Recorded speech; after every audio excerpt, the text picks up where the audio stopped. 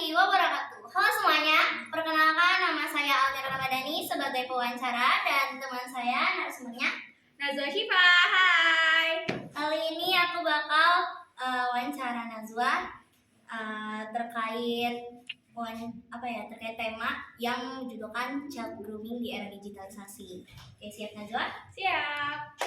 Pertanyaan pertama, di zaman sekarang kan kita sering banget kenalan sama orang baru lewat sosmed atau game. Menurut kamu, kapan sih sebuah perhatian atau obrolan dari orang yang lebih dewasa itu mulai terasa aneh atau sudah melewati batas privasi seorang remaja? Menurut aku itu ketika orang itu sudah menanyakan hal-hal privasi tentang aku, lebih tepatnya tentang diri aku sendiri nih, kayak dia mencari sesuatu tentang diri aku, kayak mulai kepo-kepo gitu deh. Oke, lanjut ke pertanyaan kedua. Jika ada seorang teman yang bercerita bahwa dia merasa tidak nyaman dengan cara bicara atau permintaan foto dari orang dewasa yang baru dia kenal lewat game online atau aplikasi chat, saran apa yang paling tepat untuk diberikan kepadanya?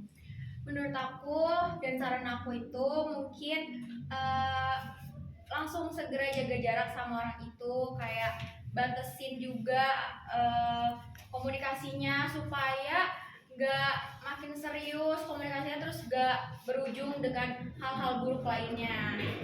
Oke, yang ketiga, menurut kamu dukungan atau lingkungan seperti apa yang paling bisa membuat remaja merasa aman untuk berani bicara kalau mereka melihat atau mengalami hal yang mencurigakan di internet? Menurut aku itu lingkungannya adalah kayak yang lingkungannya tuh mendukung, gak melihat dari satu pihak aja, gak buru-buru menasehati kalau itu salah, gak memandang dari satu pihak juga. Terus habis itu kayak intinya didengerin dulu aja sampai bener-bener keluar semua ceritanya supaya bisa tahu tindakan apa yang harus dilakuin. Lanjut ke pertanyaan keempat.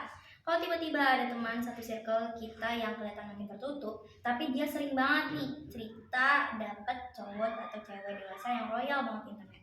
Gimana caramu menegur atau mengingatkan dia tanpa bikin dia merasa dihakimi atau malah menjauh dari kita?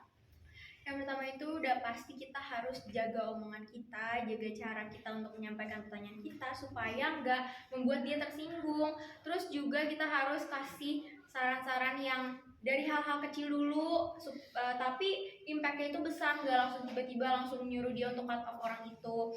Mungkin juga kita harus lebih sering ngajak dia buat lebih terbuka lagi, lebih kayak bisa ceritain apa yang dia rasain. Mungkin dibalik diamnya dia itu nggak karena dia happy atau apa, tapi ada sesuatu yang dia tutup-tutupin. Pertanyaan terakhir, pelaku grooming itu kan sering banget masuk jalur jadi pendengar yang baik atau tempat curhat pas kita lagi stres sama tugas sekolah atau masa keluarga. Terus menurut kamu, kenapa remaja kadang merasa lebih nyaman cerita dan validasi ke orang dewasa di internet daripada ke orang tua atau guru sendiri? Karena mungkin aja anak itu yang ingin bercerita merasa dia lebih bebas berekspresi karena orang dewasa atau orang lain ini nggak tahu diri dia sebenarnya itu kayak gimana, nggak ngurusin dia dari kecil, nggak tahu sifat dia, nggak tahu keseharian dia atau dan lain sebagainya tentang diri dia secara langsung gitu kan.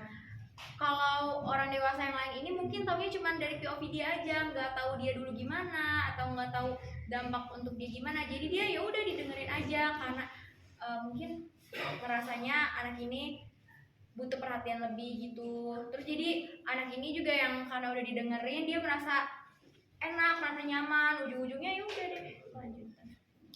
Baik, terima kasih Najwa karena sudah menjadi narasumber saya dengan tema child grooming. Baik semuanya, terima kasih dan wassalamualaikum warahmatullahi wabarakatuh.